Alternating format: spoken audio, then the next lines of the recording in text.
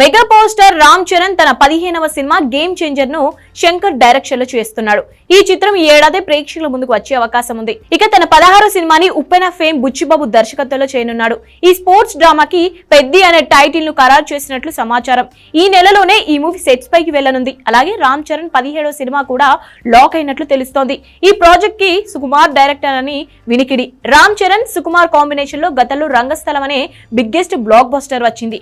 2018 మార్చిలో విడుదలైన ఈ మూవీ రికార్డు వసూలతో సంచలనం సృష్టించడమే కాకుండా నటుడిగా రామ్ చరణ్ స్థాయిని ఎన్నో రెట్లు పెంచింది. అందుకే వీరి కలయికలో రెండో సినిమా ఎప్పుడు వస్తుందా అని చరణ్ అభిమానులు ఎంతగానో ఎదురు చూస్తున్నారు. అయితే త్వరలోనే ఆయన ఫ్యాన్స్ కి గుడ్ న్యూస్ అందనున్నట్లు తెలుస్తోంది. రామ్ చరణ్ 17వ సినిమాకి సుకుమారే దర్శకుడట. చరణ్ సుకు కాంబోలో రెండో మూవీ రానుందని RRR ప్రమోషన్ సమయంలో దర్శకుడు రాజమౌళి కూడా తెలిపాడు.